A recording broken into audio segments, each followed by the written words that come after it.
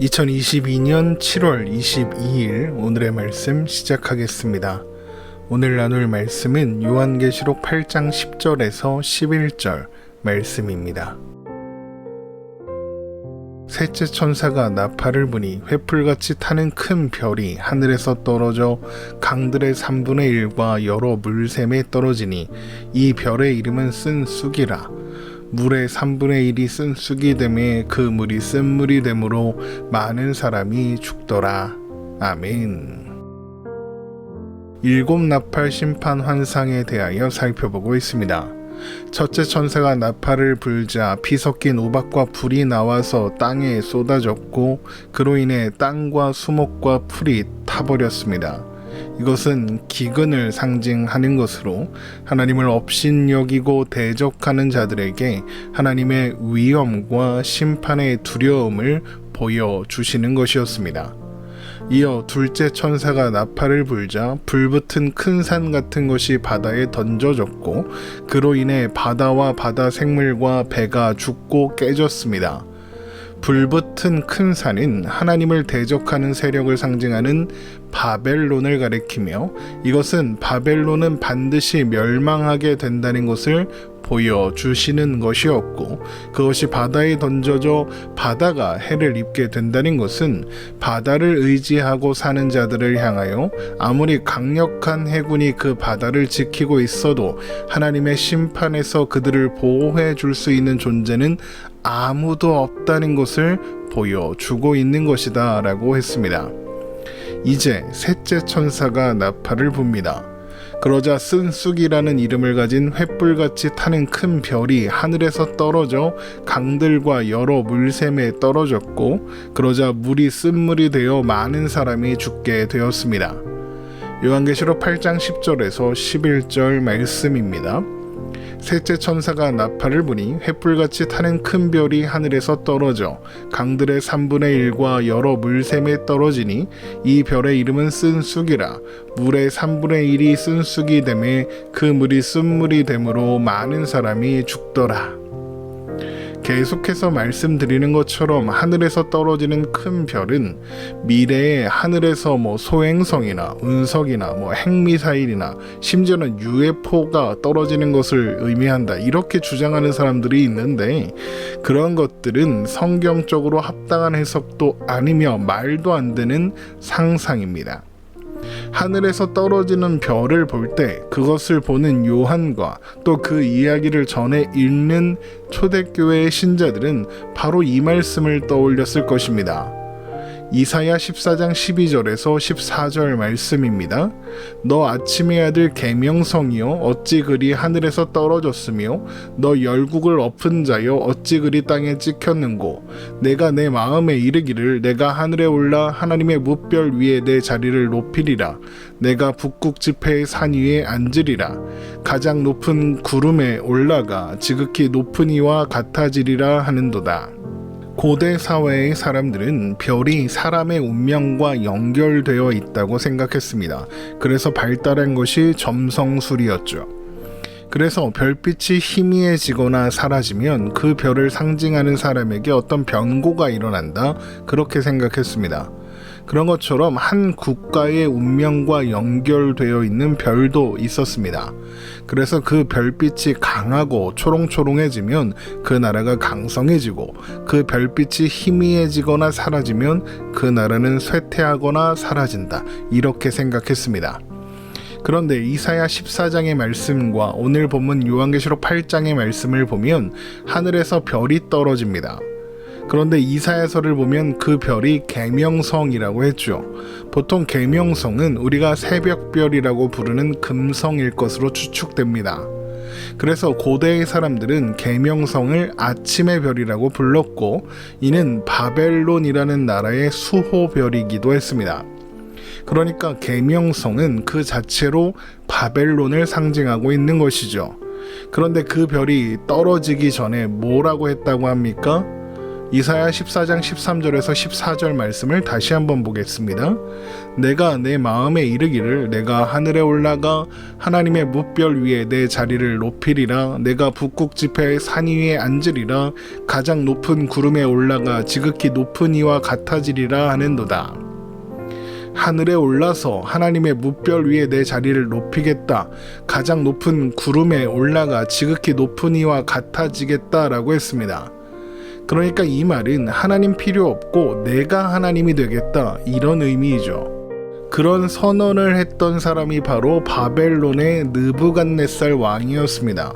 그러나 하나님은 그런 느부갓네살 왕을 땅에 떨어뜨리셨죠. 다니엘서 4장 28절에서 31절 말씀입니다.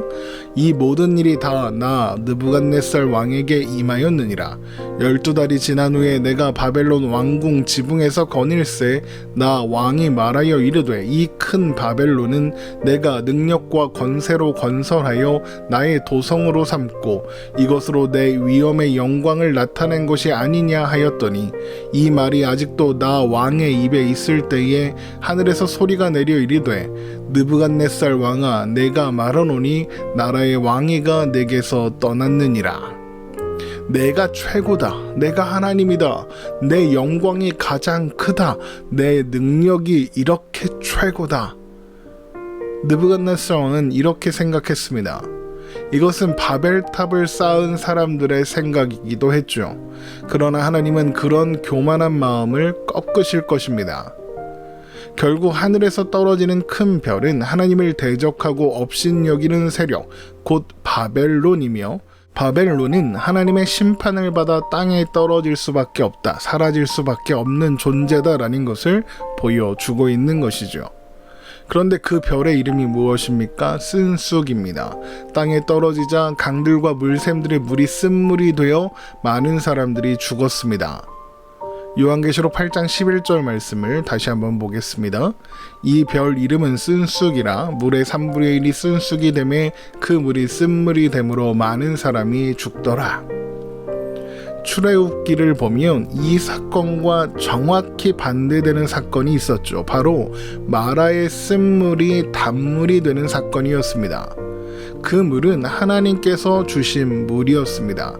그런데 오늘 요한계시록 8장에서는 이것이 역전되어 다시 쓴물이 되었습니다.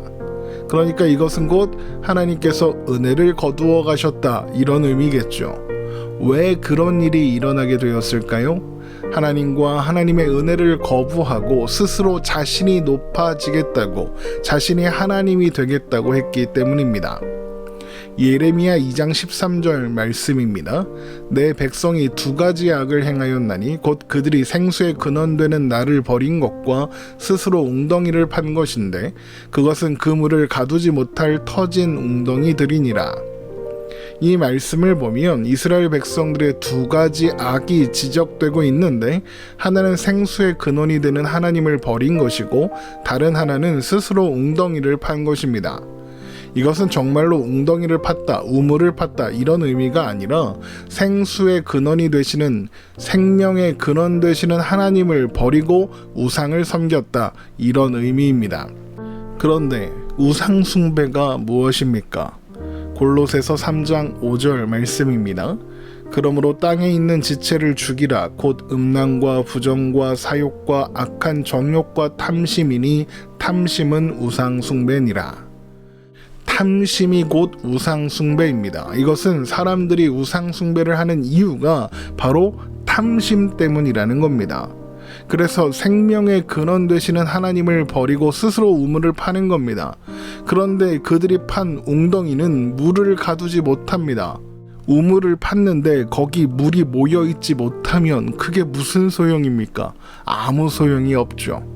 그러니까 하나님 아닌 다른 것, 곧 우상을 섬기는 것으로 자신의 욕망을 채우려고 하는 인간의 욕심은 결국에는 아무것도 이루어낼 수 없으며 오히려 더 목마르게 된다는 것을 보여주시는 겁니다. 예레미야 9장 13절에서 16절 말씀을 보겠습니다. 여호와께서 말씀하시되 이는 그들이 내가 그들의 앞에 세운 나의 율법을 버리고 내 목소리를 순종하지 아니하며 그대로 행하지 아니하고 그 마음의 완악함을 따라 그 조상들이 자기에게 가르친 바알들을 따랐음이라. 그러므로 만군의 여호와 이스라엘의 하나님께서 이와 같이 말씀하시니라. 보라, 내가 그들 곧 이 백성에게 쑥을 먹이며 독한 물을 마시게 하고 그들과 그들의 조상이 알지 못하던 여러 나라 가운데에 그들을 흩어버리고 진멸되기까지 그 뒤로 칼을 보내리라 하셨느니라. 그러면 그 쓴물은 누가 만든 건가요? 하나님이 만들었나요? 아니죠. 스스로 우물을 판 사람들입니다. 그들이 마실 물은 쓴물밖에 없으며 그 결과는 사망밖에 없는 거죠. 그런데 더 큰 문제는 물을 가둘 수 없고 쓴물밖에는 나오지 않을 그 우물을 파라고 충동하는 사람들이 있다는 겁니다. 예레미야 23장 15절 말씀입니다. 그러므로 만군의 여호와께서 선지자에 대하여 이와 같이 말씀하시니라. 보라, 내가 그들에게 쑥을 먹이며 독한 물을 마시게 하리니 이는 사악이 예루살렘 선지자들로부터 나와서 온 땅에 퍼짐이라 하시니라. 쓴물을 마시게 된 이유가 무엇이라고 하셨습니까? 사악이 예루살렘 선지자들로부터 나와서 온 땅에 퍼졌기 때문입니다. 사악한 선지자들, 바로 거짓 선지자들이죠. 그들이 생수의 근원이신 하나님을 버리고 스스로 우물을 파라고 충동질했다는 겁니다. 앞에서 순쑥이라는 이름을 가진 하늘에서 떨어진 큰 별은 스스로 높아진 세상 바벨론을 상징한다고 했죠. 그런데 거짓 선지자들로부터 무엇이 나왔습니까? 쓴물이 나왔습니다. 그러니까 자칭 선지자라 하는 이들이 쓴수, 곧 바벨론의 역할을 하고 있는 겁니다. 여러분, 이것은 오늘날에도 교회 안에 충분히 있을 수 있는 일입니다. 하나님의 말씀을 전하는 대신 하나님을 이용하여 욕망을 채우라고 잘 되는 것, 잘 먹고 잘 사는 것이 하나님이 주시는 축복의 전부라고 그렇게 가르치는 교회, 목사, 설교자들이 바로 그들입니다. 하나님의 영원한 생수의 물을 마셔야 할 사람들에게 순쑥을 먹이고 있는 겁니다. 교회마저 바벨론에 물들어 바벨론에 사로잡히고 만 것입니다. 주님은 그래서 7교회를 향해서도 그것을 경고하시고 또 경고하셨던 겁니다. 그런데 그 순쑥이 어떻게 되었습니까? 하늘에서 떨어졌고 사람들을 죽게 만들었습니다. 이것은 하나님 아닌 다른 것으로 자신들의 탐욕을 채우려고 했던 모든 시도들은 결국에는 땅에 떨어질 것이며 그 결국은 사망이라는 것을 보여주고 있는 겁니다. 이것이 셋째 천사가 나팔을 불 때 일어나는 일에 대한 환상을 통해 우리가 확인해야 하는 내용인 것이죠. 세상이 아무리 대단한 큰 별처럼 보여도 결국에는 땅에 떨어져 사라지고 말 존재입니다. 세상은 계속 여기 큰 별이 있다고, 여기를 바라보라고, 이 큰 별이 너희가 바라는 것들을 이루어 줄 거라고 우리를 미혹할 것입니다. 그 결국이 사망이라는 것을 모른다면 그것에 이끌리고 미혹되겠죠. 그러나 그 결국이 사망인 줄 알면서 그것을 따라갈 수는 없는 일인 것입니다. 그것이 아무리 대단하고 좋아 보이는 것을 약속한다 해도 말입니다. 한 사람이 두 주인을 섬길 수는 없는 일인 것입니다. 오늘 말씀 이렇게 마치겠습니다. 오늘도 주님 안에만 있기로 다짐하는 우리가 되기를 주님의 이름으로 축원합니다.